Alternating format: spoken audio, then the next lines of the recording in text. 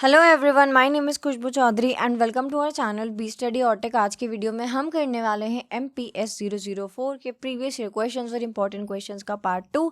So video को and तक देखिएगा। अच्छी लगी तो लाइक शेयर कमेंट करना बिल्कुल मत भूलना और इसी वीडियोस के लिए हमारे चैनल को भी सब्सक्राइब करें। साथ ही आप जुड़ सकते हैं हमारे साथ टेलीग्राम चैनल पे और फॉलो कर सकते हैं इंस्टाग्राम पे, और जो भी आपकी क्वेश्चन क्वेरीज है आप वहाँ पे पूछ सकते हैं। वीडियो शुरू करने से पहले एक बहुत इंपॉर्टेंट चीज़, और वो ये कि आज हम जो पार्ट सेकंड कर रहे हैं उसमें हम कवर करने वाले हैं पिछले 6 साल के प्रीवियस ईयर क्वेश्चन पेपर, और हमने उनको यूनिट वाइज डिवाइड करके इंपॉर्टेंट क्वेश्चंस को भी ऐड कर लिया है। तो आज हम करेंगे यूनिट 13 से लेकर 21 तक के PYQ प्लस इंपॉर्टेंट क्वेश्चंस। ठीक है, पार्ट 1 में हमने यूनिट 1 से 12 कवर किया था और पार्ट 3 में यूनिट 22 से 30। तो तीनों ही वीडियो बहुत ज़रूरी है, तीनों ही पार्ट बहुत ज़रूरी है। डेफिनेटली एग्जाम में क्वेश्चन आपको यहीं से देखने को मिलेंगे। सो सारी वीडियोस देखना, और जो भी आपके कॉलेज के ग्रुप्स या फिर आपके फ्रेंड्स हैं उन तक वीडियोस ज़रूर पहुंचाना। ठीक है, बहुत आसान भाषा में हम कंसेप्ट को क्लियर करेंगे। ठीक है, क्वेश्चन नंबर 1 है explain the different approaches to study the nationalism.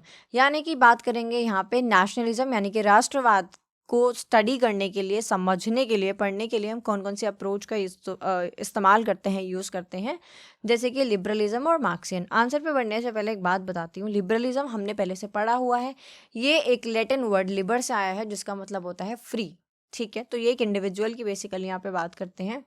Marxian की अगर बात करें तो मैंने आपको पहले भी बताया है, और जो नए स्टूडेंट्स हैं उनको मैं अभी फिर से आगे बताऊंगी। वो एक ही चीज़ आपको याद रखनी है, ठीक है, जो कार्ल मार्क्स ने बताया था कि रिच और पुअर का जो गैप है वही सारी जो है चीज़ों की जड़ है। ठीक है, चलो अब है लिबरल अप्रोच टू नेशनलिज्म, यानी कि फोकस ऑन इंडिविजुअल्स। जो लिबरल्स हैं वो नेशनलिज्म को देखते हैं कि नेशनलिज्म का मतलब है कि यहाँ पे लोगों के पास फ्रीडम है और लोगों के राइट्स को प्रोटेक्ट किया जाएगा। Right, so liberals see nationalism as a way to protect people's right and freedom. साथ ही कहते हैं nation based on consent. According to liberals, जो नेशन है उनको उसको लोगों ने विलिंगली चूज किया है, यानी कि यहाँ पे लोगों ने कंसेंट अपना जो है दिया है, या आप कह दो कि लोगों की इच्छा से जो एक नेशन है वो बनता है जहाँ पे लोग एक साथ रहते हैं।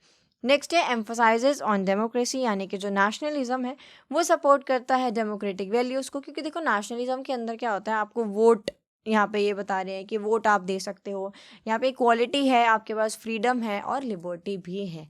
ठीक है, इसके अलावा कह रहे हैं promote unity through shared values, यानी कि नेशन का मतलब होता है जहाँ पे जो लोग हैं वो एक साथ हैं, फोर्स से नहीं, कॉमन प्रिंसिपल्स है। यानी कि लोग एक साथ हैं क्योंकि यहाँ पे फ्रीडम है, लोग एक साथ हैं क्योंकि जस्टिस है, क्योंकि इक्वालिटी है ना, जहाँ पे रिस्पेक्ट है, यूनिटी है। नेक्स्ट है नेशन स्टेट एंश्योर वेलफेयर, यानी कि the state should work for people's development and happiness. यानी कि कह रहे हैं जो नेशन स्टेट है उनको लोगों के वेलफेयर के लिए काम करना चाहिए, डेवलपमेंट करनी चाहिए, लोगों की खुशी के लिए काम करना चाहिए। पीसफुल कोएग्जिस्टेंस, यानी कि जो लिबरल नेशनलिज्म है वो एनकरेज करता है, इनके हिसाब से नेशनलिज्म एनकरेज करता है कॉपरेशन को और रिस्पेक्ट अमंग नेशंस। ठीक है, नेक्स्ट है मार्क्सियन अप्रोच टू नेशनलिज्म। देखो अभी बताती हूँ, जहाँ पे भी आप कार्ल मार्क्स का नाम देख लो ना, आपको बहुत एक सिंपल सी थ्योरी अपने दिमाग में रखनी है कि कार्ल मार्क्स के अकॉर्डिंग जो कैपिटलिज्म है, पूंजीवाद है, यानी कि जो कैपिटलिस्ट सोसाइटी है, वहाँ पे क्या होता है कि जो अमीर हैं, जो रिच लोग हैं, वो पुअर लोगों को परेशान करते हैं, एक्सप्लॉइट करते हैं। तो इसी गैप को ख़त्म करने की वो बात करते हैं। फॉर एग्जाम्पल एक कंपनी है, ठीक है, या एक फैक्ट्री है, मान लो उस फैक्ट्री या कंपनी के जो ओनर हैं वो ऑब्वियसली बात है वो रिच हैं, राइट, तो वो कैपिटलिस्ट में आते हैं। वो क्या करेंगे, वो अपने प्रॉफिट के लिए उस फैक्ट्री का या उस कंपनी के अंदर जो लोग काम कर रहे हैं, वो जो मालिक है वो अपने फ़ायदे के लिए, अपने प्रॉफिट के लिए उन लेबर से और उन वर्कर से काफ़ी लंबे समय तक काम कराएगा। हो सकता है प्रॉपर वेजेस में ना दे, है ना, कुछ अच्छी आप कह सकते हो कि मेडिकल कंडीशंस भी ना कुछ मिले, है ना, अच्छी सैनिटेशन ना हो। तो कुल मिला के एक कंपनी का जो मालिक है वो अपने फ़ायदे के लिए, अपने प्रॉफिट के लिए लोगों को एक्सप्लॉइट कर रहा है। तो यहाँ पे कार्ल मार्क्स कहते हैं कि ज़रूरत है कि लोग अवेयर हों और ये जो नेशनल बाउंड्रीज हैं इनको छोड़ के पूरी दुनिया भर से लोग, जितने भी लेबर्स हैं, वो एक साथ आएँ और आवाज़ उठाएं और रेवोल्यूशन लेकर आए। रेवोल्यूशन कैसा कि कैपिटलिज्म को एकदम ओवरथ्रो कर दें और क्या करें, सोशलिज्म को लेकर आए, है ना। सोशलिज्म क्या है, जहाँ पे फेयर डिस्ट्रीब्यूशन होता है वेल्थ का, जहाँ पे जो रिच पुअर का गैप है ये नहीं होता है। तो ये जो आपको कहानी सुनाई है कार्ल मार्क्स से रिलेटेड, सोशलिज्म से रिलेटेड, जो भी क्वेश्चन आए, हर पेपर में एक ना एक क्वेश्चन आता है, तो आपको सेम कहानी वहाँ पे रिपीट करनी है। ठीक है, एक बार रीड कर लेते हैं। ये कह रहे हैं क्लास बेस्ड व्यूज, यानी कि जो मार्क्सिस्ट हैं वो नेशनलिज्म को देखते हैं कि नेशनलिज्म क्यों आया है, इकोनॉमिक और क्लास स्ट्रगल की वजह से। Tool of the ruling class, तो इनके हिसाब से नेशनलिज्म एक टूल है जिसको पावरफुल ग्रुप्स यानी कि जो अमीर लोग हैं वो इस्तेमाल करते हैं वर्कर्स को कंट्रोल करने के लिए और उनको डिस्ट्रैक्ट करने के लिए क्लास एक्सप्लॉयटेशन से। क्योंकि जिस दिन वर्कर्स अवेयर हो गए कि अच्छा हमारे साथ एक्सप्लॉयटेशन हो रहा है, हम इतनी मेहनत कर रहे हैं, हमें प्रॉपर वेजेस नहीं दिए जा रहे हैं और बस यही अपना प्रॉफिट कमा रहे हैं, है ना, जब ऐसा ऐसा होगा तो इसलिए जो अमीर हैं इनके हिसाब से वो एक टूल की तरह इस्तेमाल करते हैं नेशनलिज्म को। Right, next is nation link to capitalism. ये बोल रहे हैं कि जैसे जैसे कैपिटलिज्म बढ़ा ऐसे ऐसे क्या हुआ, nations were created to support economic interest. ठीक है, नेक्स्ट है वर्कर्स शुड यूनाइट। मार्क्सिस्ट कहते हैं कि भाई दुनिया भर से लोगों को एक साथ आना चाहिए, जितने भी वर्कर्स हैं, और उनको यूनाइट होना चाहिए और नेशनल बाउंड्रीज को पार करना चाहिए और आवाज़ उठानी चाहिए। नेशनलिज्म कैन डिवाइड वर्कर्स, कि ये बोलते हैं कि नेशनलिज्म में एक दिक्कत है वो ये कि ये आर्टिफिशियल डिफरेंसेस बना देता है, यानी लोगों का कल्चर अलग है, कंट्री अलग है, बट लोग भूल जाते हैं कि भाई आप सेम क्लास से हो। आप अगर इंडिया में एक वर्कर हो तो फिर आप कोरिया में भी एक वर्कर हो, आप अमेरिका में भी एक वर्कर हो, बट आपको पता है डिफरेंस बहुत है, कंडीशंस में डिफरेंट है, टाइमिंग डिफरेंस है, सॉरी टाइमिंग में डिफरेंस है और वेजेस में डिफरेंस है ना। बट कार्ल मार्क्स का यही मानना है कि सबको यूनाइट होना चाहिए और एक साथ आवाज़ उठानी चाहिए। ठीक है, क्वेश्चन नंबर सेकेंड है right short note on the following, Lenin's view of imperialism and its critique. Next है Marx's view of colonialism. Lenin's view of imperialism, तो अगेन जो लेनिन है वो बोलते हैं कि जो इम्पेरियलिज्म है वो हाईएस्ट और फाइनल स्टेज है कैपिटलिज्म की, पूंजीवाद की हाईएस्ट स्टेट है इम्पेरियलिज्म। कैसे, इनके अकॉर्डिंग जब कैपिटलिज्म बढ़ता है, जब पूंजीवाद बढ़ता है, तो जो बड़ी बड़ी कंपनीज और बैंक्स होते हैं वो बहुत पावरफुल हो जाते हैं और वो और ज़्यादा प्रॉफिट गेन करना चाहते हैं, अर्न करना चाहते हैं, तो वो क्या करते हैं, दे गो आउटसाइड देयर कंट्री, वो अपने कंट्री से बाहर जाते हैं और जो वीकर नेशंस होते हैं वो उनका कंट्रोल अपने हाथ में ले लेते हैं और वो एक्सप्लॉइट करते हैं रिसोर्सेज को और लोगों को। This creates colonies, Wars and global inequality, और इसकी वजह से क्या होता है, फिर कॉलोनीज बनती हैं, वॉर्स होती हैं, ग्लोबली इनइक्वालिटी देखने को मिलती है।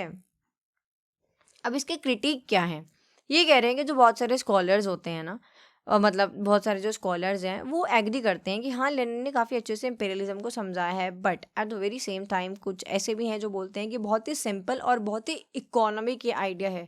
मतलब ये कह रहे हैं कि too much focus on economics, यानी कि लेनिन ने तो बस यही बोला है कि जो बिग कंपनीज और बैंक्स हैं जस्ट बिकॉज वो रिच हैं तो वो और रिच होना चाहते हैं, तो वो दूसरी कंट्री के ऊपर अपना कंट्रोल ले लेते हैं। बट इसके अलावा और भी रीजंस हो सकते हैं, पॉलिटिकल रीज़न हो सकता है, कल्चरल रीज़न हो सकता है, and not all monopolies create imperialism. कुछ जो लार्ज कंपनीज हैं they do not push their government to conquer countries. For example कुछ ऐसा इंडिया में जो अंबानी और अडानी हैं वो मिलकर सरकार को बोले कि चलो पड़ोसी देश को कब्जा लेते हैं, तो ऐसा नहीं होता है, हर जगह ऐसा कोई नहीं करता है, राइट।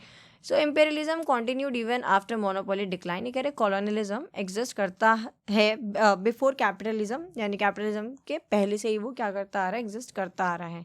ठीक है, war is not always caused by economic competition. यहाँ पे लोग कहते हैं कि भाई लेनिन जी जो वॉर है वो हमेशा इकोनॉमिक कॉम्पिटिशन की वजह से नहीं होती है, बहुत सारी जो वॉर होती हैं दे हैपन फॉर सिक्योरिटी और पॉलिटिकल रीजंस, वो सिक्योरिटी या फिर पॉलिटिकल रीजंस की वजह से भी हो सकती हैं। Poor countries do not remain poor for ever. ये कहने हैं कंट्रीज जैसे कि साउथ कोरिया और सिंगापुर जो कि फॉरेन इन्वेस्टमेंट के बाद ही डेवलप हुई हैं, तो ऐसा भी नहीं है कि पुअर कंट्रीज हमेशा पुअर ही रहेंगी, है ना। नेक्स्ट है ग्लोबलाइजेशन शोज कॉपरेशन टू, यानी कि आज के टाइम पे अगर हम मॉडर्न वर्ल्ड इकोनॉमी की बात करें सो यहाँ पे सिर्फ एक्सप्लोटेशन ही नहीं हो रहा, कंट्रीज कॉपरेट कर रही हैं, एक दूसरे की हेल्प कर रही हैं, इम्पोर्ट एक्सपोर्ट हो रहा है, आगे बढ़ रही हैं, राइट, ग्रोथ डेवलपमेंट देखने को मिल रहा है। Next is Marx view of colonialism. Karl Marx का मानना है जो कॉलोनियलिज्म है वो कैपिटलिज्म की वजह से है, क्योंकि उनके अकॉर्डिंग जो कैपिटलिस्ट कंट्रीज हैं वो चाहती हैं cheap raw material, new markets, easy profit, तो इसलिए वो क्या करती हैं, वो खड़े होके और ऐसे मतलब कंट्रीज़ को देखते हैं कि अच्छा ये कंट्री है जहाँ पे हमें सस्ता रॉ मटेरियल मिलेगा, सस्ते लेबर मिलेंगे और हमारा प्रॉफिट भी अच्छा खासा होगा और हमें मार्केट भी मिल जाएगा। सो मार्क्स बोलते हैं जो कॉलोनियलिज्म है उसके अंदर क्या होता है, एक्सप्लॉयटेशन होता है, शोषण होता है, पॉवर्टी, गरीबी देखने को मिलती है, लोकल इकोनॉमी को डिस्ट्रक्ट कर दिया जाता है, मतलब destruction of local economies in colonized countries. However he also believe that colonialism sometimes brought modernization. और वहीं पे इनका ये भी मानना है कि देखो कॉलोनियलिज्म की वजह से एक्सप्लॉयटेशन, पॉवर्टी अलग चीज़ है, बट मॉडर्नाइजेशन भी होता है, जैसे रेलवे और industry, but at a very high cost to the local people. इसका मैं बहुत अच्छा एग्जाम्पल आपको दूँ, इंडिया के अंदर जो ब्रिटिशर्स थे उन्होंने बहुत सारी ऐसी चीज़ें बनाई हैं अपनी कनेक्टिविटी के लिए, ठीक है, अपने आप को, अपने मतलब लाइफ को इजी करने के लिए, जो आज के टाइम पे भी अभी भी इंडिया में चल रही हैं। राइट, फॉर एग्जांपल दिल्ली के अंदर जो आपका ये लोहे वाला पुल है, नो डाउट बहुत बार रिपेयर इसको किया गया है, बट स्टिल वो अभी भी चल रहा है। उसके ऊपर ट्रेन भी चल रही है, नीचे काफ़ी गाड़ियाँ भी चल रही हैं, लोग भी चल रहे हैं, है ना। तो बट ये कह रहे हैं कि उसमें क्या होता है, कॉलोनिज्म के अंदर अगर देखो कोई तुम्हें अगर कॉलोनी भी बना रहा है तो वो अपने यहाँ से कुछ तो स्किल, टेक्नोलॉजी, लेबर कुछ तो नया ला ही रहा होगा, है ना। तो मॉडर्नाइजेशन होता है, बट वो फिर अपनी सहूलियत के हिसाब से करते हैं। क्या लगता है उस टाइम ये लोहे का पुल लोगों के लिए बनाया था? उन्होंने अपने चीज़ों को स्मूथ और इजी करने के लिए बनाया था, ठीक है। नेक्स्ट है, ये कह रहे हैं कॉलोनियलिज्म एक प्रोडक्ट है कैपिटलिज्म का। जो कैपिटलिस्ट कंट्रीज़ हैं वो मार्केट्स, लेबर, रॉ मटेरियल को एक्सपेंड करने के लिए क्या करती हैं, कॉलोनियलिज्म की तरफ बढ़ती हैं। कॉलोनियलिज्म की वजह से एक्सप्लॉयटेशन होता है वर्कर्स का, रिसोर्सेज का, और ये जो ट्रेडिशनल इंडस्ट्रीज होती हैं उनको डिस्ट्रॉय कर देते हैं, ठीक है, और इकोनॉमिक डिपेंडेंस बढ़ जाती है। नेक्स्ट है question number 3, evaluate the debate on the question of national self determination. देखो, नेशनल सेल्फ डिटर्मिनेशन का मतलब होता है कि एक कंट्री के अंदर जो भी ग्रुप है, जो भी लोग हैं, उनके पास राइट है to choose their political future, कि उनको उस देश में रहना है, नहीं रहना है, उनको किसी और देश में रहना है, अपना कुछ अलग देश बनाना है, ये सारी चीज़ें, right. So national self determination means that every nation और group of people has the right to decide its own political future, for example to form its own state और to stay within a bigger state, कि यहाँ पे आपके पास choice है कि आप जिस स्टेट में रहते हैं आप उसमें रहे, या फिर आप अपना खुद से अलग स्टेट बनाएं, ठीक है। So there is a big debate because this idea sounds good in theory but it is difficult in practice. सुनने में अच्छा लग रहा है कि वाह कितनी अच्छी बात है ना, कि यहाँ पे कंट्रीज़ के पास ये है कि मतलब लोगों के पास एक कंट्री के अंदर राइट है कि आप इस देश के साथ रहना चाहते हैं या आप दूसरा देश बनाना चाहते हैं, किसी और के साथ जुड़ना चाहते हैं, बट प्रैक्टिकल नहीं है। और अगर मैं इंडिया जो कि इतना ज़्यादा यहाँ पे इतनी ज़्यादा डाइवर्सिटी हमें देखने को मिलती है, यहाँ पे अगर ये चीज़ बोल दी जाए कि भाई जिसको जैसे रहना है रहो, तो मतलब अगर आप बात करो तो यूपी में कुछ कदम चलते ही लोगों की लैंग्वेज बदल जाती है। तो इतने जो डाइवर्सिटी है, अलग अलग रिलीजन है, कल्चर है, लैंग्वेज है, ट्रेडिशन है, नॉर्म्स है, वैल्यूज़ है, प्रिंसिपल्स है ना। तो अगर हर कोई ऐसे अपना अलग देश बनाने लगेगा तो कितने देश बन जाएंगे इंडिया में से भी, है ना। तो प्रैक्टिकल नहीं है। सपोर्टर्स ऑफ सेल्फ डिटर्मिनेशन ये कह रहे हैं कि every nation should be free to choose its government. हर एक नेशन फ्री है कि वहाँ पे लोग अपनी गवर्नमेंट खुद से चूज कर सकते हैं। It promotes freedom, democracy and equality. और साथ ही साथ जब आपके पास फ्रीडम है to choose your own government, तो यहाँ पे आपके पास फ्रीडम भी है, डेमोक्रेसी भी और इक्वालिटी भी है। Helps oppressed groups to fight colonialism and foreign rule. ये जो कंसेप्ट है ये अच्छा वहाँ पे काम करता है जहाँ पे फॉरेन रूल होता है, जिससे कि आप उनको भगा सको और बता सको कि हम खुद से अपने देश को चला सकते हैं, राइट, हमें तुम्हारी ज़रूरत नहीं है। गिव्स आइडेंटिटी नहीं, डिग्निटी, या so gives dignity to people with a separate language, culture and identity. तो हर किसी की जो अलग अलग लैंग्वेज, कल्चर और आइडेंटिटी है उनको क्या यहाँ पर रिस्पेक्ट करी जाती है, ठीक है, मिलती है। नेक्स्ट है क्रिटिक्स ऑफ सेल्फ डिटर्मिनेशन, यानी कि it can break existing states into many small parts, hard to decide what is a nation, many groups overlap, can lead to violence, civil war, conflict, minority inside the new nation may feel unsafe or ignored, can be misused by political leaders to gain power। ये कह रहे हैं कि critics ये कहते हैं कि भाई सेल्फ डिटर्मिनेशन में क्या होगा कि आपका जो स्टेट है वो ब्रेक हो जाएगा इनटू मेनी स्मॉल पार्ट्स, बहुत सारे छोटे छोटे हिस्से हो जाएंगे उसके, काफ़ी मुश्किल हो जाएगा ये समझ पाना कि एक नेशन क्या है, बहुत सारे जो ग्रुप्स हैं वो ओवरलैप कर जाएंगे, जिसकी वजह से क्या होगा, वायलेंस होगा, सिविल वॉर्स होंगे और कॉन्फ्लिक्ट्स होंगे। जो माइनॉरिटीज़ हैं वो नए नेशन के अंदर भी अनसेफ फील करेंगी, इग्नोर फील करेंगे, क्योंकि देखो कहीं ना कहीं माइनॉरिटी तो रह ही जाएगी। तो अगेन उनके साथ फिर से अगर वही अनसेफ वो फील करने लगे या उनको इग्नोर किया जाने लगा फिर, है ना। और पॉलिटिकल लीडर्स भी तो मिसयूज़ कर सकते हैं इसको अपनी पावर गेम करने के लिए, ठीक है। नेक्स्ट है रियल वर्ल्ड प्रॉब्लम। सो देखो अगर ऐसा होता है कि हर कोई अपना अलग नेशन बनाने चलेगा तो जो बॉर्डर्स हैं आर ऑफन मिक्स्ड, यानी कि वो अक्सर फिर ऐसे में मिक्स हो जाते हैं, क्लियर नहीं रहते हैं, क्लीन नहीं रहते हैं। Granting self determination to one group may harm another, अगर आप एक ग्रुप को सेल्फ डिटर्मिनेशन ग्रांट करते हो तो बाकियों को फिर करना पड़ेगा, अदरवाइज फिर से आपने वो होता है ना कि बीज बो दिया तो वो वाली चीज़ हो जाएगी। इंटरनेशनल लॉ सपोर्ट करते हैं इस आइडिया को, बट सिर्फ लिमिटेड सिचुएशन के अंदर, और वो भी वो जब कॉलोनियल रूल हो उसको ख़त्म करने के लिए। ठीक है, मिडल पाथ व्यू की अगर बात करें तो self determination should not always mean a separate state. Self determination का मतलब हमेशा ही एक सेपरेट स्टेट बनाना नहीं होता, इसका मतलब होता है ऑटोनॉमी, यानी कि आप एक कंट्री के अंदर सेल्फ रूल कर सकते हो। ठीक है, यहाँ पे आपके कल्चर को प्रोटेक्ट किया जाता है, प्रॉमिस ऑफ प्रोटेक्शन आपको मिलता है, पॉलिटिकल रिप्रेजेंटेशन आपको मिलता है, डिसीजन मेकिंग का आप हिस्सा बनते हो, जिससे कि क्या होता है, this avoid breakup while respecting identity, आपकी आइडेंटिटी को प्रॉपर ऐसे फुल्ली रिस्पेक्ट दी जा रही है और कोई यहाँ पे ब्रेकअप भी हमें देखने को नहीं मिल रहा, जैसे कि सरदार वल्लभ भाई पटेल जी ने किया था जब इंडिया मतलब इंडिपेंडेंस के बाद जब यूनाइट करने की बात थी। तो नॉर्थ ईस्ट की अगर बात करें और कुछ प्रिंसली स्टेट की जो कि इंडिया के साथ नहीं जुड़ना चाह रहे थे या फिर अपना अकेला ही कुछ बनाना चाह रहे थे, कुछ देश या कुछ है ना स्टेट कुछ भी, तो वहाँ पे इस चीज़ को ध्यान में रखा गया कि उनकी आइडेंटिटी, उनका कल्चर, उनके नॉर्म्स, ये सारी चीज़ें कहीं ना खोएं और वो भारत का हिस्सा भी रहें और वो खुद को भी रूल कर सके, है ना, बहुत रिजिड ऐसे नहीं हो। नेक्स्ट है question number 4, how do you distinguish between the concept of state building and nation building. State building और नेशन बिल्डिंग क्या होता है। स्टेट बिल्डिंग, नेशन बिल्डिंग, देखो स्टेट बिल्डिंग के अंदर ना हम इंस्टीट्यूशंस बनाते हैं जैसे कि government, police, army, courts, administration, जिनका काम होता है देश को चलाना, है ना, अपना अपना काम करना। नेशन बिल्डिंग के अंदर हम क्या करते हैं, हम लोगों को ऐसे सेंस ऑफ बिलोंगिंग यहाँ पे फील कराते हैं, एक like we are creating a feeling of unity, है ना, जैसे कि सरदार वल्लभ भाई पटेल ने किया था जब भारत आज़ाद हुआ था, प्रिंसली स्टेट्स और नॉर्थ ईस्टर्न स्टेट्स को भारत में मिलाने का काम किया था। कॉमन आइडेंटिटी लोगों के बीच में है, उसको एक तरीके से उन्होंने बताया था कि हम मतलब कैसे अलग होके भी हम एक है ना, unity in diversity, class 6 chapter number 1 पढ़ा है ना हमने। ठीक है, नेक्स्ट है मेन गोल क्या है स्टेट बिल्डिंग के अंदर, to create an effective and stable government. State building के अंदर हम ऐसी एक गवर्नमेंट बनाते हैं which is stable, which is effective, जो काम करेगी हमारे लिए, देश को आगे बढ़ाएगी। नेशन बिल्डिंग के अंदर हम इमोशनल यूनिटी की बात करते हैं अमंग द पॉपुलेशन, जिससे कि यूनिटी बनी रहे तो देश में स्मूथली सारी चीज़ें काम आगे होता रहे। What it works on, state building में क्या होता है, लॉ एंड ऑर्डर को ध्यान में रखा जाता है, एडमिनिस्ट्रेशन चलाया जाता है, डेवलपमेंट ऑफ इंफ्रास्ट्रक्चर्स डेवलप किए जाते हैं, पॉलिटिकल इंस्टीट्यूशंस होते हैं जो कि पॉलिसीज़ वगैरह बनाते हैं, डिसीजंस लेते हैं, लॉज बनाते हैं। नेशन बिल्डिंग के अंदर हम ध्यान देते हैं कॉमन कल्चर के ऊपर, शेयर्ड सिंबल्स के ऊपर, जैसे नेशनल एंथम है, नेशनल फ्लैग है, नेशनल बोर्ड है, ये सारी चीज़ें, फिर स्टेट बोर्ड, जो सारी चीज़ें हैं ना। एजुकेशन और लैंग्वेज के ऊपर ध्यान दिया जाता है, नेशनल इंटीग्रेशन की कैसे देश को हम जोड़े रख सकते हैं, इस चीज़ के ऊपर ध्यान दिया जाता है। नेक्स्ट है की एक्टर, स्टेट बिल्डिंग के अंदर गवर्नमेंट अपना काम कर रही है, मिलिट्री अपना कर रही है, ब्यूरोक्रेसी अपना कर रही है।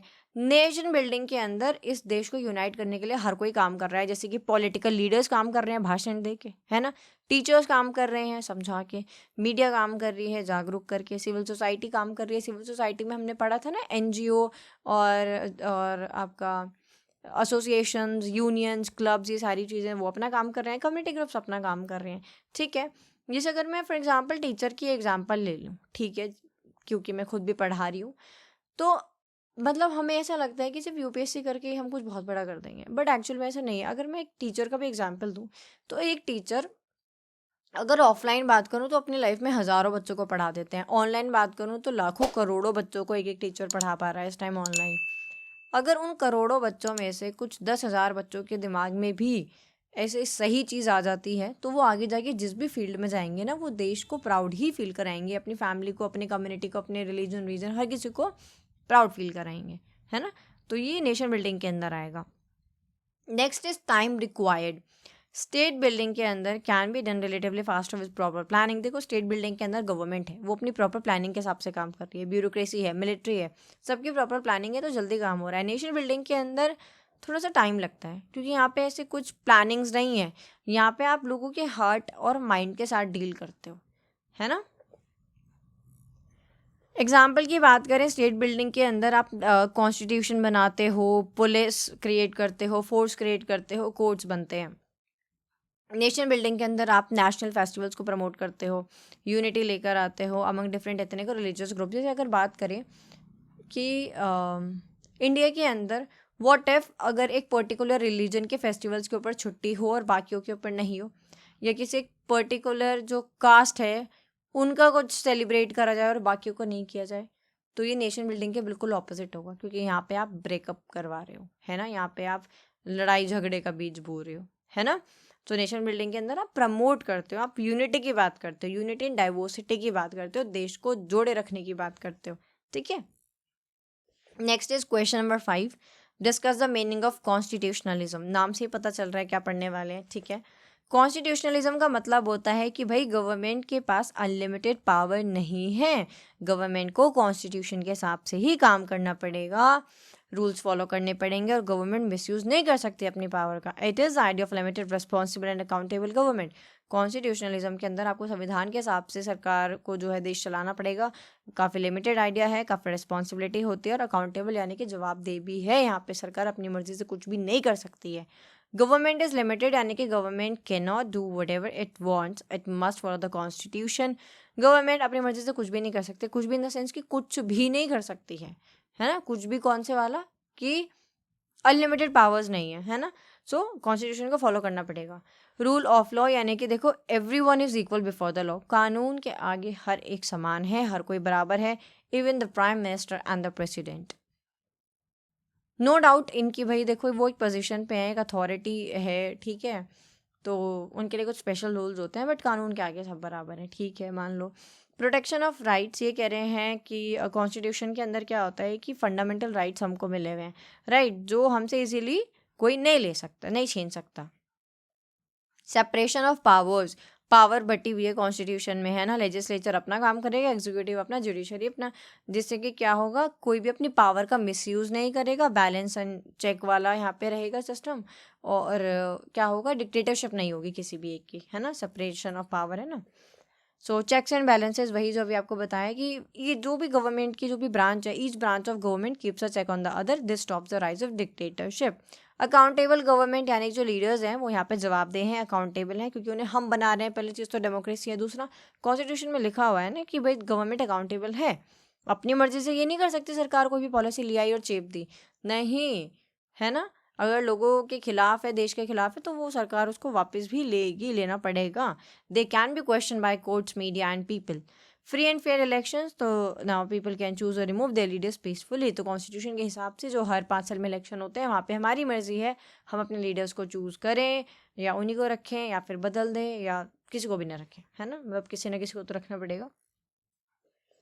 क्वेश्चन नंबर 6 है, right short note on the following multiculturalism और मीनिंग ऑफ कंसोशनलिज्म।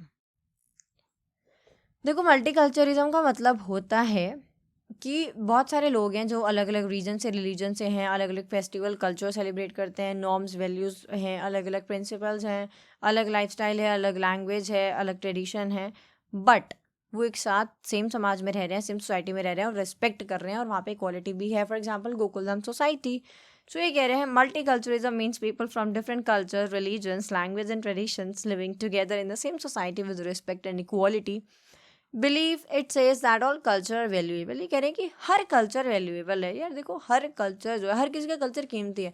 आप ये नहीं कह सकते कि हमारा कल्चर सुपीरियर है, तुम्हारा नहीं है, हमारा रिलीजन सुपीरियर है, ऐसा नहीं है ना। आप अपने एंजॉय करो, उनको अपना करने दो। So it says that all cultures are valuable, should be accepted, not forced to change. Goal है to create a society where everyone feels included, safe and respected. Multiculturalism के अंदर आप सबको सेफ फील कराते हो, इंक्लूडेड फील कराते हो, हर कोई हर किसी फंक्शन का पार्ट होता है और हर किसी को आप रिस्पेक्ट करते हो, no matter which culture they belong to. फर्क नहीं पड़ता कि वो कौन से कल्चर से बिलोंग करते हैं। जैसे गोकुलधाम सोसाइटी के अंदर कोई कभी न्यू ईयर बना रहा है, कोई कोई सा त्यौहार बना रहा है, कोई कोई सा त्यौहार बना रहा है, किसी के यहाँ कुछ रीति रिवाज रस्म हो रहे हैं, बट वो सब एक दूसरे की जो फेस्टिवल कल्चर वगैरह है उन सब में शामिल होते हैं, ना कि ये दिखाना कि वो हमारे यहाँ तो ऐसे नहीं होता है, ऐसे होता है, राइट। सो ओके, तो यहाँ पे भी राइट्स हैं। So people have the right to follow their own culture. इन लोगों के पास पूरा अधिकार है मल्टीकल्चरिज्म के अंदर कि वो अपने कल्चर को, ट्रेडिशन को, लाइफस्टाइल को फॉलो कर सकते हैं, चूज कर सकते हैं, है ना। गवर्नमेंट का क्या रोल रहता है? The government should protect minority group. Government को यहाँ पे क्या काम करना है कि जो माइनॉरिटी ग्रुप्स हैं, मेजोरिटी वाले तो खुद को कर लेंगे जो उनको प्रोटेक्ट करना है, बट माइनॉरिटी ग्रुप्स को प्रोटेक्ट करने का काम यहाँ पे कौन करता है? गवर्नमेंट। साथ ही साथ उनके कल्चर को, फेस्टिवल को, लैंग्वेज, ट्रेडिशन, इन सबको प्रमोट करने का काम भी कौन करता है? गवर्नमेंट। बेनिफिट यही होते हैं कि देखो मल्टीकल्चरिज्म के अंदर इक्वालिटी है, सब एक दूसरे के साथ कोऑपरेट कर रहे हैं, सब एक दूसरे को वैल्यू रिस्पेक्ट दे रहे हैं, तो कॉन्फ्लिक्ट्स कम होंगे, यूनिटी बढ़ेगी, लोग एक दूसरे से सीखेंगे और सोसाइटी और ज़्यादा रिच और क्रिएटिव बनेगी। ठीक है, एग्जाम्पल है जो कंट्रीज़ हैं जैसे कि कनाडा और ऑस्ट्रेलिया, वहाँ पे जो इंडियंस हैं वो काफ़ी ज़्यादा हैं, राइट? अब तो बहुत ज़्यादा होने लग गए हैं। कनाडा में तो सिख बहुत ज़्यादा हैं, तो वहाँ पे बहुत अच्छे से लोग दिवाली सेलिब्रेट करते हैं, क्रिसमस सेलिब्रेट करते हैं, ईद सेलिब्रेट करते हैं, एक ही समाज में रहते हुए भी। So this is multiculturalism. जब आप एक समाज में रहते हो, बहुत ज़्यादा डाइवर्सिटी होती है बट यूनिटी होती है, यानी कि एकता भी होती है। Meaning of कंसोशनलिज्म। कंसोशनलिज्म क्या होता है? कंसोशनलिज्म एक ऐसा मेथड है जिसमें आप डिवाइडेड सोसाइटी को मैनेज करते हो। यानी अभी जो मल्टीकल्चरिज्म पढ़ के आए हैं ना कि अलग अलग लैंग्वेज, कल्चर है, तो उस सोसाइटी को मैनेज करना उसको हम बोलते हैं कंसोशनलिज्म। ठीक है, so consortialism is a method of managing a divided society. It means different social groups share power so that everyone feels included. यानी देखो अलग अलग रिलीजियस, एथनिक, लिंग्विस्टिक ग्रुप्स हैं, बट हर कोई डिसीजन मेकिंग का हिस्सा है, हर कोई पावर शेयर कर रहा है, तो हर किसी को ना वो इंक्लूडेड फील हो रहा है, ना कि एक्सक्लूडेड, है ना? किसी को नहीं लग रहा कि अरे यार मुझे बाहर कर दिया और मेरा तो कोई रोल ही नहीं है ना? So it is used in countries where society is deeply divided and normal majority rule may create conflict. तो ऐसे कंट्रीज़ के अंदर इसको फॉलो किया जाता है जहाँ पे जो समाज है वो काफ़ी डिवाइडेड है, डीपली डिवाइडेड है, जहाँ पे अगर कोई मेजॉरिटी रूल करेगी तो फिर कॉन्फ्लिक्ट हो सकता है। पावर शेयरिंग सिस्टम, यानी कि यहाँ पे जो लीडर्स हैं वो अलग अलग ग्रुप से होते हैं जो कि पॉलिटिकल पावर को शेयर करते हैं। Give each group a voice, यहाँ पे कोई सिंगल ग्रुप नहीं होता जो सब कुछ कंट्रोल करता है, हर कोई पार्टिसिपेट कर रहा है, हर कोई डिसीजन मेकिंग का हिस्सा है। इसके अलावा कॉन्फ्लिक्ट को यहाँ पे अवॉइड करते हैं। ग्रैंड कोलिशन होता है, जो भी मेजर ग्रुप्स होते हैं they join the government. Autonomy for groups, यानी कि हर ग्रुप मैनेज कर रहा है अपने खुद के कल्चर, सोशल मैटर्स को। प्रोपोर्शनल रिप्रेजेंटेशन, यानी कि जॉब है, सीट है, रिसोर्सेज है, उन सबको फेयरली तरीके से शेयर किया जा रहा है। ठीक है, minority protection. Small group gate special right, जो स्मॉल ग्रुप है उनको ज़्यादा स्पेशल राइट मिल रहे हैं जिससे कि उनको डोमिनेटेड ऐसे फील ना हो कि अच्छा कोई इनको डोमिनेट कर रहा है ना? ये कुछ ऐसा मान लो कि एक सोसाइटी के अंदर लोग रह रहे हैं, तो वहाँ पे जो भी ये मीटिंग में जो भी है ना, हर कोई इंक्लूड है उस मीटिंग के अंदर, है ना? ऐसा नहीं है कि आपके रिलीजन या लैंग्वेज की वजह से या वेल्थ की वजह से या फॉर एनी रीज़न आपको वहाँ से वो लोग एक्सक्लूड कर देते हैं, है ना? तो कंसोशलिज्म में क्या होगा कि आप कोई भी रिलीजन से, आप कोई भी विंग में रहते हैं, या आप कोई भी रिलीजन से हैं, कोई भी रीजन से हैं, जो भी आपका बैकग्राउंड है उन सबको हटाते हुए आप क्योंकि सोसाइटी में रह रहे हैं तो आप उसके मेंबर हैं, तो आप कम्युनिटी मेंबर भी हैं। ठीक है, question number 7, explain how communities construct their identity. Communities कैसे अपनी आइडेंटिटी बनाती हैं? How their identity affect the nature, कैसे जो उनकी आइडेंटिटी है वो अफेक्ट करती है नेचर और पैटर्न को, पॉलिटिक्स के, नेशनल और इंटरनेशनल दोनों लेवल पे। ठीक है, communities build their identity through shared culture, language, religion, history, tradition, value. Identity tells people who they are and where they belong. ये कह रहे हैं कि जो कम्युनिटीज़ होती हैं ना, वो लोगों की आइडेंटिटी बनाती हैं उनके कल्चर के हिसाब से, लैंग्वेज के हिसाब से, religion, history, tradition, value. For example मैं आपको बोलूँ कि मेरे आगे 5 लोग खड़े हैं जिन्होंने पगड़ी पहनी हुई है, जिनके पास किरपान है, तो किसी को बताने की ज़रूरत नहीं है वो कौन है। मुझे पता है कि वो पंजाब से आए हैं और वो सिख हैं या फिर वो सरदार हैं, ठीक है, मतलब कुछ भी बोलो इनमें से। और अगर कोई ऐसे राजस्थानी प्रॉपर कपड़ों में है, राजस्थानी लैंग्वेज बोल रहे हैं, तो वहाँ वहाँ भी मुझे कोई नहीं बताएगा, मुझे पता है वो राजस्थानी है, उन्होंने उधर की वो पूरी ऐसे ड्रेसअप किया हुआ है और वही लैंग्वेज वो बोल रहे हैं, है ना? तो ये उनकी आइडेंटिटी है कि वो राजस्थान से हैं, और वो जो उन्होंने कपड़े पहने हैं, जो वो लैंग्वेज बोल रहे हैं, वो वहीं के लोग पहनते हैं और बोलते हैं।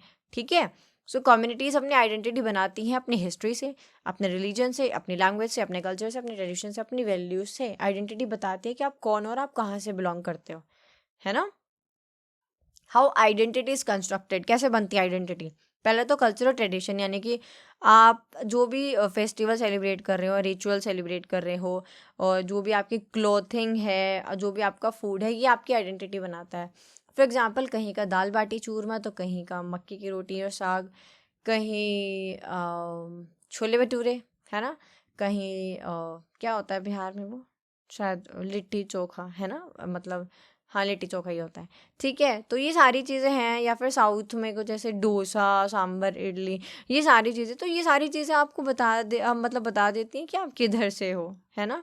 Language, speaking the same language strengthen group bond. आप सेम लैंग्वेज, अगर आप मानो कि आप जैसे पेपर देने आए हो अपना, ठीक है, एग्ज़ाम देने आए हो, वहाँ पे आपको कोई ऐसा जना मिल जाए जो कि आपके एरिया से हो, आपके रिलीजन से हो, आपकी कास्ट से हो, या आपका कल्चर या आपके फेस्टिवल मनाते हो, आपके लोकेलिटी से हो, तो आपको ना बड़ा ऐसा लगेगा अच्छा सा कि यार जल्दी से पेपर कर लो, फिर उस भाई से मिलूंगा, है ना, या उससे मिलूंगी, और भाई से बात करेंगे कि यार ऐसे तो भाई सेम एरिया से है तो सेम पेपर देने आएंगे। ऐसा बहुत होता है, मैंने बच्चों के साथ देखा है ना। जाएंगे पेपर देने, बट वहाँ फिर उनके दोस्त बन जाते हैं, या तो उनके फ्रेंड के फ्रेंड होते हैं, या फिर उनके एरिया में से होते हैं, फिर उनकी कास्ट के होते हैं, है ना। ऐसी आइडेंटिटी बनती है, ऐसे और ज़्यादा स्ट्रेंथन होती है। इसके अलावा रिलीजन एंड बिलीफ, यानी कि जब आप शेयर कर रहे हो फेथ को, तो ये भी लोगों को यूनाइट करता है ना। जैसे लोग होते हैं ना, जैसे आप लोगों की मम्मी अभी अगर मंदिर जाती होंगी, तो वहाँ पे भजन कीर्तन में बैठी हैं, तो वहीं पे उनका वो पूरा सहेलियों का ग्रुप बन जाता होगा, है ना। So history and memories, common past experience and heroes create pride, symbol and practices. For example, songs, custom reinforce identity, flags, social interaction, living together and interacting strengthen community ties. जब आप एक साथ रहते हो तो फिर ये क्या करता है, आपकी कम्युनिटी के टाइज को बढ़ाता है, स्ट्रेंथन करता है, ठीक है। अब नेशनल लेवल पे कैसे इम्पैक्ट करते हैं ये पॉलिटिक्स को, तो जो ग्रुप्स होते हैं ना, वो डिमांड रखते हैं क्या, कि भाई उनको राइट्स मिले, रिकॉग्निशन मिले। देखो, एवरीवन वांट्स रिकॉग्निशन, राइट। मैं भी अगर पढ़ा रही हूँ तो मैं भी चाहती हूँ कि सब लोग जाने कि हाँ ऐसे एक मैम है जिनका नाम ये है, जो कि एमए के स्टूडेंट्स पे फ़िलहाल ध्यान दे रही हैं, उनको पढ़ा रही हैं, या अच्छा पढ़ा रही हैं या कैसा, वो तो आप बताओगे, आपको समझ आ रहा है नहीं आ रहा है, ठीक है। सो जो ग्रुप्स होते हैं वो नेशनल लेवल पे डिमांड करते हैं कि भाई हमें भी गवर्नमेंट के अंदर रिप्रेजेंटेशन का मौका दो, रिकॉग्निशन दो, राइट्स दो। और जो आइडेंटिटी होती हैं उनके बेस पे पॉलिटिकल पार्टीज़ बनती हैं, रिलीजियस एथनिक बेस पे बनती हैं, और कभी कभी ये आइडेंटिटीज़ जो होती हैं वो कॉन्फ्लिक्ट का कारण भी बन जाती हैं, है ना। नेक्स्ट है इंटरनेशनल लेवल पे, तो डायस्पोरा और माइग्रेंट कम्युनिटीज़ भी इन्फ्लुएंस करते हैं। फॉर एग्जांपल, अगर अभी ये टाइम में बात करूँ, कनाडा में बहुत ज़्यादा सिख जो कम्युनिटी है वो रहती है, तो वहाँ पे जो भी इंडिया से लोग जा रहे हैं तो वो लोग बहुत इंपॉर्टेंट रोल प्ले कर रहे हैं, क्योंकि वहाँ पे जो भी फॉरेन पॉलिसी बनेगी उनमें उनको भी ध्यान में रखा जाएगा, क्योंकि वहाँ पे वो भी काफ़ी अच्छी खासी मेजोरिटी में आ गए हैं, है ना। तो जो डायस्पोरा हैं, यानी जो लोग बाहर रह रहे हैं, जो माइग्रेंट्स हैं, वो काफ़ी इन्फ्लुएंस करते हैं फॉरेन पॉलिसीज़ को, होम और होस्ट दोनों कंट्रीज़ के लिए। साथ ही साथ identity can shape, okay, so their identity can shape alliance, trade, international cooperation, conflicts between identity group in one country can have regional or global effect. Next is question number 8. What do you understand by ethnicity? Ethnicity क्या होता है? देखो मैं बताती हूँ, again same example, ठीक है। इतने एग्जाम्पल्स मैं कहाँ से लाऊं फिर। तो 5 लोग अगेन पगड़ी में हैं, और 5 लोग राजस्थानी कपड़ों में, 5 लोगों ने या 10 लोगों ने, जो भी है वो फीमेल्स है, और उन्होंने महाराष्ट्रियन स्टाइल जो साड़ी है वो पहनी हुई है ना। तो और 5 या 4 आपके जो केरल से हैं, ठीक है। तो वहाँ पे आपको पता है कि अच्छा पगड़ी है पंजाब से हो सकते हैं, अच्छा ये ड्रेस ये राजस्थान से हैं, अच्छा ये साड़ी है तो महाराष्ट्र में पहनते हैं, अच्छा ऐसे लुंगी और सब, अच्छा ये तो साउथ से हैं, है ना। तो ये एथनिसिटी है, जो जितने भी सरदार हैं वो उनको एक कर रही है, वो एक एथनिक ग्रुप के मेंबर हैं, बट उनकी यही आइडेंटिटी उनको राजस्थानियों से अलग बना रही है, साउथ वाले लोगों से अलग बना रही है ना, और बाकी लोगों से अलग बना रही है। तो एथनिक ग्रुप का मतलब होता है कि जो लोग शेयर कर रहे हैं कॉमन कल्चर, ट्रेडिशन, लैंग्वेज को, वो सब एथनिक ग्रुप में आते हैं, और यही आइडेंटिटी आपको औरों से अलग भी बनाती है, और इसी के बेस पे जो कम्युनिटीज़ हैं, जो भी अभी हम पढ़कर आ रहे हैं, वो आइडेंटिटीज़ बनाती हैं, ठीक है। फटाफट से इसको रीड कर लेते हैं। ये कह रहे हैं ethnicity means a group identity, यानी कि कह रहे हैं it is a way people identify themselves as a part of group. Ethnicity का मतलब होता है ग्रुप आइडेंटिटी, जहाँ पे एक सेंस ऑफ बिलोंगिंग होता है जो कि कॉमन फीचर्स के ऊपर बेस्ड है। जो एक एथनिक ग्रुप के मेंबर होते हैं, they share similar culture, language, tradition, history और कस्टम्स। सेंस ऑफ बिलोंगिंग यानी कि people feel they belong together because of shared roots. लोग ऐसा फील करते हैं कि क्योंकि उनकी जो जड़ें हैं वो एक हैं, इसलिए वो एक सेंस ऑफ बिलोंगिंग है उनके ऊपर। So it's not about race. ऐसा नहीं है कि एथनिसिटी में आप फिजिकल फीचर या स्किन कलर की बात करो, यहाँ पे आप कल्चर की बात कर रहे हो कि कैसा कल्चर आपका चलता आ रहा है, ठीक है।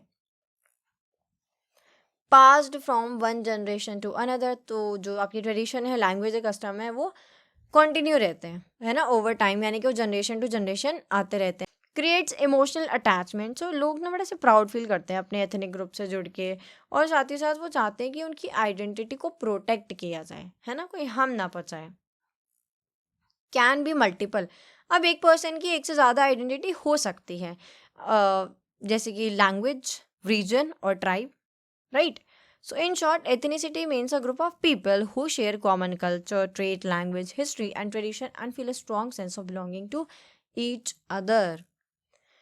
Question number 9 है examine modernization as a factor for the emergence of ethnic movements. यहाँ पे बात करते हैं modernization कैसे एक फैक्टर बनता है ethnic movements के emergence की। मॉडर्नाइजेशन का मतलब होता है समाज में बदलाव आना। वो बदलाव एजुकेशन, टेक्नोलॉजी, अर्बनाइजेशन कैसे भी आ सकता है। So modernization means changes in society due to education, technology, urbanization and new economic opportunities. These changes often create new hopes but also new tension. देखो मॉडर्नाइजेशन की वजह से नो डाउट होप्स क्रिएट होती हैं, but at the very same time tension भी create होती हैं, जिसकी वजह से एथनिक मूवमेंट्स कभी कभी बढ़ जाते हैं।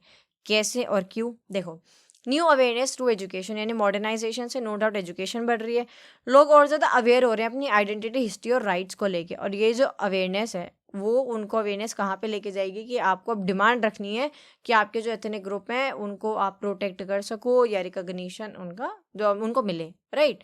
यानी कि फॉर एग्जांपल आपको अपनी कोई हिस्ट्री, आपको अपने कल्चर या रिलीजन से लेके कुछ एक हिस्ट्री नहीं पता थी कि इस चीज़ को ऐसे किया जाता है, तो जिस दिन आपको पता लग जाएगा उस दिन से फिर आप डिमांड करोगे कि भाई ये तो फिर ऐसे होना चाहिए, ऐसे नहीं ऐसे होना चाहिए, है ना।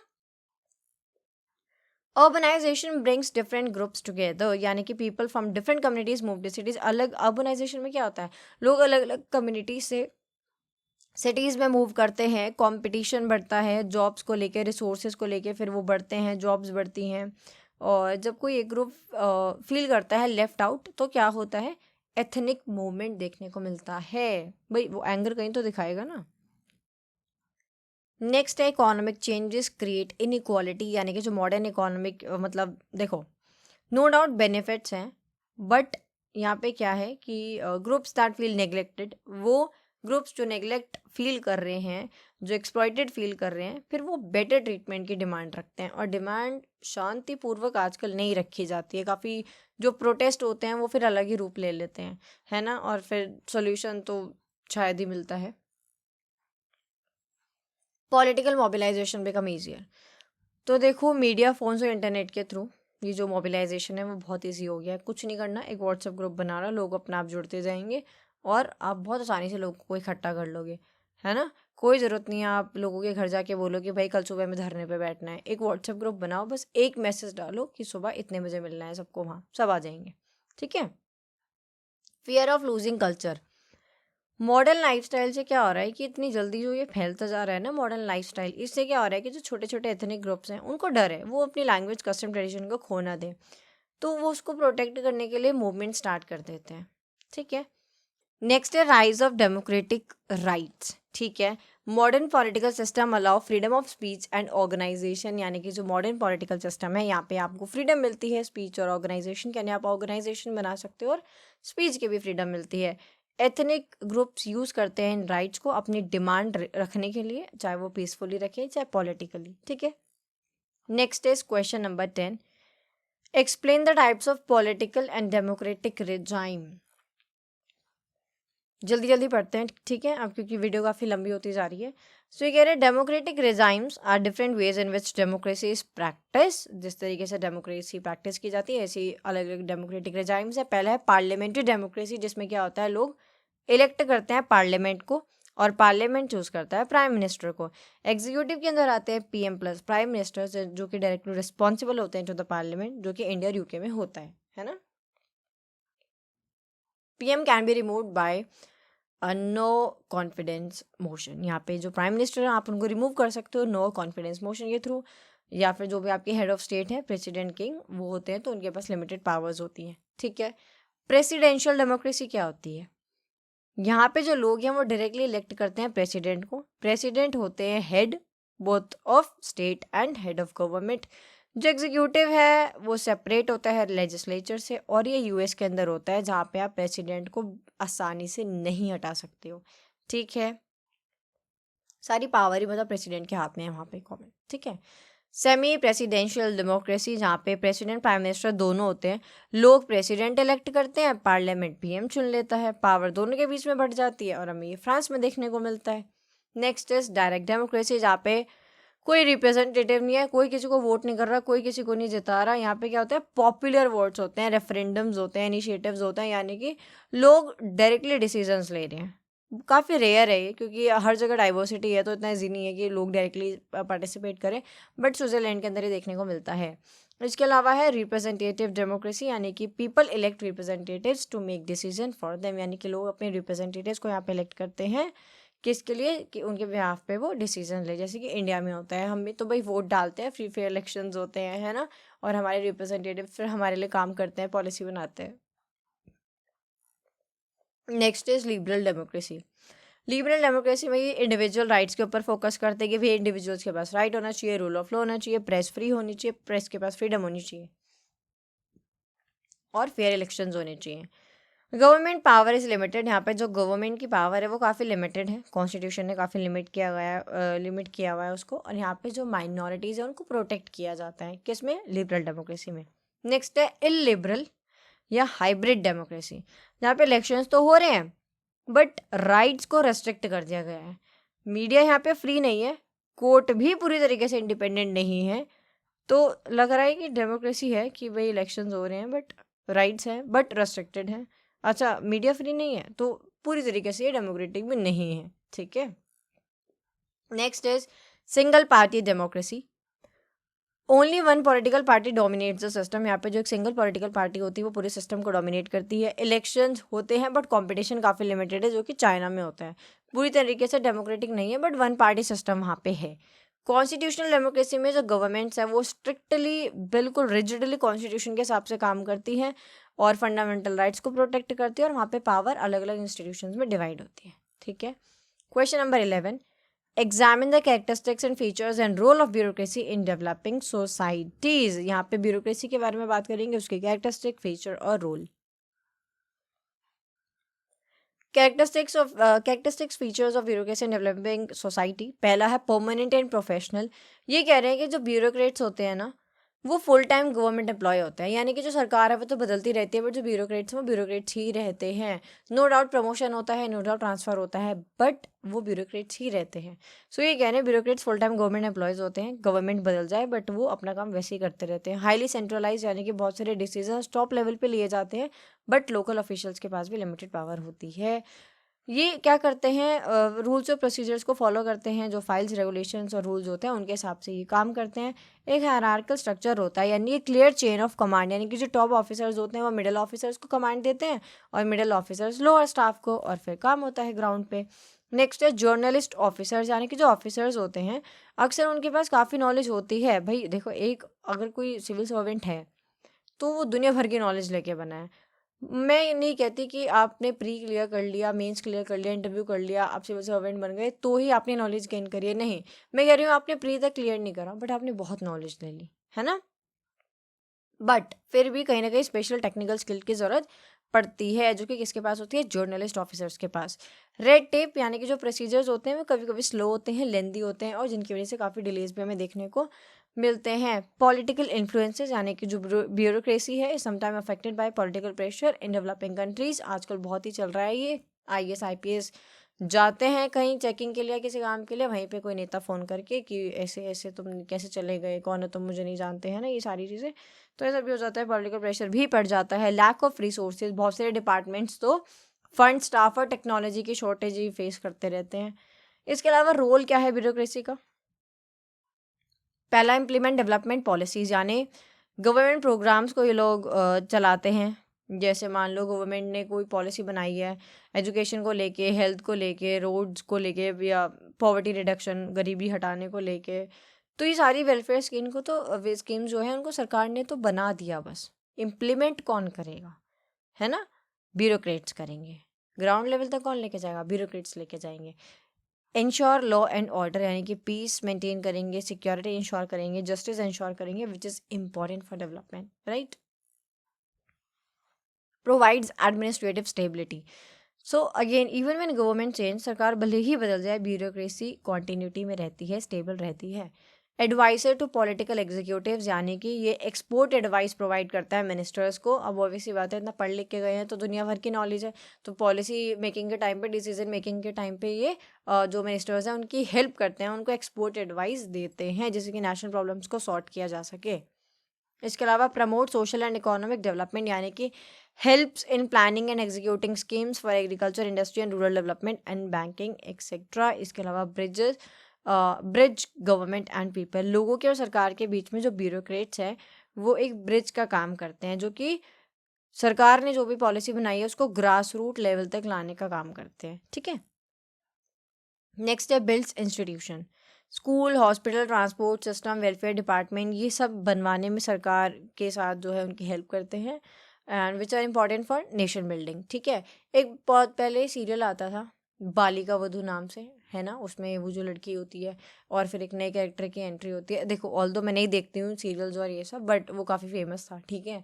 तो उसमें क्या होता है कि वो बाद में फिर एसडीएम बन जाता है ना, कोई एक नया कैरेक्टर आता है, वो भी फिर शायद कुछ एसडीएम डीएम या कुछ सरपंच या कुछ बन जाते हैं। तो फिर वो लोग स्कूल्स बनाते हैं बच्चों के लिए और हॉस्पिटल्स भी बनाते हैं, रोड की कनेक्टिविटी, वाटर सप्लाई, इन सारी चीज़ों के ऊपर काम करते हैं, है ना। नेक्स्ट है reduce corruption ideally by following rules and procedures. जो ब्यूरोक्रेसी होती है उसमें हम ऐसा मान सकते हैं कि वो पावर का मिसयूज नहीं करेंगे, है ना। Last question, question number 12, discuss the relationship between political executive and bureaucracy in democratic political system. अभी जो क्वेश्चन पढ़ा है बिल्कुल वैसा ही, ठीक है। Two important parts of government, government के दो इंपॉर्टेंट पार्ट्स होते हैं, पॉलिटिकल एग्जीक्यूटिव यानी कि इलेक्टेड लीडर्स, प्राइम मिनिस्टर और मिनिस्टर्स। ब्यूरोक्रेसी में आते हैं आपके परमानेंट ऑफिशियल जैसे कि IAS IPS, which is also known as civil servant. दोनों एक साथ मिलकर काम करते हैं, सरकार चलाते हैं। एक पॉलिसी बनाने का काम करता है, दूसरा उसको एग्जीक्यूट करने का काम करता है। सो मिनिस्टर डिसाइड करते हैं क्या करा जाना चाहिए और गोल सेट करते हैं और रूल्स बनाते हैं पार्टी मैनिफेस्टो और पब्लिक नीड्स के हिसाब से, जो कि डेविड ईस्टर्न थ्योरी में हमने पढ़ा था ना। बट उन सारी चीज़ों को कौन इम्प्लीमेंट करता है? ब्यूरोक्रेट्स इम्प्लीमेंट करते हैं, ठीक है। इसके अलावा पॉलिटिकल कंट्रोल ओवर ब्यूरोक्रेसी, जो ब्यूरोक्रेट्स होते हैं वो लीडर्स की इंस्ट्रक्शंस को फॉलो करते हैं, और वही जो लीडर्स होते हैं, मिनिस्टर्स होते हैं, वो अकाउंटेबल होते हैं to the people and parliament, ठीक है। ब्यूरोक्रेटिक एक्सपर्टाइज सपोर्ट्स लीडर्स, यानी कि जो ब्यूरोक्रेट्स होते हैं वो अपनी एक्सपर्ट एडवाइस देते हैं, अपने एक्सपीरियंस नॉलेज के हिसाब से एडवाइस देते हैं मिनिस्टर्स को, और जो मिनिस्टर्स होते हैं वो अक्सर डिपेंड रहते हैं सिविल सर्वेंट्स के ऊपर, क्योंकि वो कॉम्प्लेक्स इशू खुद से तो सॉल्व नहीं कर सकते। नेक्स्ट है नीड फॉर कॉपरेशन, यानी good governance happens only when both work together smoothly. अच्छी सरकार तभी होती है, देश आगे तब बढ़ेगा जब सारी चीज़ें ये मिलकर काम करें, जैसे कि हमने गैब्रियल आर्मेंट की स्ट्रक्चर फंक्शनल अप्रोच में पढ़ा था कि हमारी बॉडी में हर एक पार्ट जैसे जुड़ा हुआ है, एक भी पार्ट अगर ख़राब होता है, कुछ भी होता है तो स्ट्रक्चर ख़राब हो जाता है। ऐसे ही जो इंस्टीट्यूशन है, जो गवर्नमेंट है, वो भी पार्ट जुड़ के ही स्ट्रक्चर बना है, तो हर कोई इंपॉर्टेंट है। सो पॉलिटिकल लीडर्स डायरेक्शन प्रोवाइड करते हैं, ब्यूरोक्रेट्स प्रोवाइड करते हैं स्टेबिलिटी और स्किल। नेक्स्ट है चेक्स एंड बैलेंसेज, यानी दोनों ही देखो एक दूसरे का काम देखते रहते हैं कि कोई जो है मिसयूज़ ना करे पावर का। न्यूट्रलिटी ऑफ ब्यूरोक्रेसी, जो ब्यूरोक्रेट्स होते हैं, जो आईएएस आईपीएस होते हैं, इनको न्यूट्रल रहना चाहिए, कोई पार्टी को उनको फेवर नहीं करना चाहिए। क्यों? क्योंकि भाई सरकार तो बदलती रहेगी, है ना। तो इनको क्या करना है, इनको बस अपने काम से काम रखना है। They serve any government that comes to power. Next is continuity in government, यानी कि जो पॉलिटिकल एग्जीक्यूटिव्स है वो इलेक्शन के बाद बदल जाएंगे, but bureaucracy IAS IPS promotion हो जाएगा, ट्रांसफर हो जाएगा, बट परमानेंट रहेंगे, ठीक है। एडमिनिस्ट्रेशन में स्टेबिलिटी रहती है। कॉन्फ्लिक्ट समटाइम्स हैपन, डिफरेंसेस में अराइज। अब यहाँ पे कॉन्फ्लिक्ट कब होता है इन दोनों के बीच में? पहला तो जब पॉलिटिकल प्रेशर पड़ता है, भाई एक आईएएस आईपीएस अगर बना है तो वो सही काम करना चाहेगा भी अगर, तो जो ये पॉलिटिकल प्रेशर है ना वो नहीं करने देगा, कोई भी ऐसे नेता फ़ोन घुमा देगा, है ना। और जिसकी वजह से फिर स्लो डिसीजन मेकिंग प्रोसेस है बाय ब्यूरोक्रेसी, फिर ऐसे धीरे धीरे काम होता रहता है और मिनिस्टर्स ओवर इंटरफेरेंस करते हैं। But still in a democracy these are resolve through rules and dialogues. कुछ रूल्स होते हैं क्योंकि दोनों के पास अपनी अपनी पावर्स हैं, अपनी अपनी अथॉरिटी है, अपना अपना काम है ना, या फिर डायलॉग्स के थ्रू जो भी प्रॉब्लम है उसको रिजॉल्व कर लिया जाता है। That is all for today. I hope आपको वीडियो अच्छी लगी होगी, आपने पूरी देखी होगी। और ज़्यादा अगर आपको बेनिफिट्स चाहिए हमारे चैनल के, अर्ली एक्सेस चाहिए वीडियोस का, तो आप अभी मेंबरशिप ज्वाइन कर सकते हैं, जो कि बहुत ही रीज़नेबल है और बहुत सारे लोगों ने कर ली है। और आप चैनल को सपोर्ट दिखा सकते हैं ज़्यादा से ज़्यादा वीडियो को शेयर करके और अच्छे अच्छे कमेंट करके। मिलते हैं अगली वीडियो में। टिल देन बी स्टडी और टेक।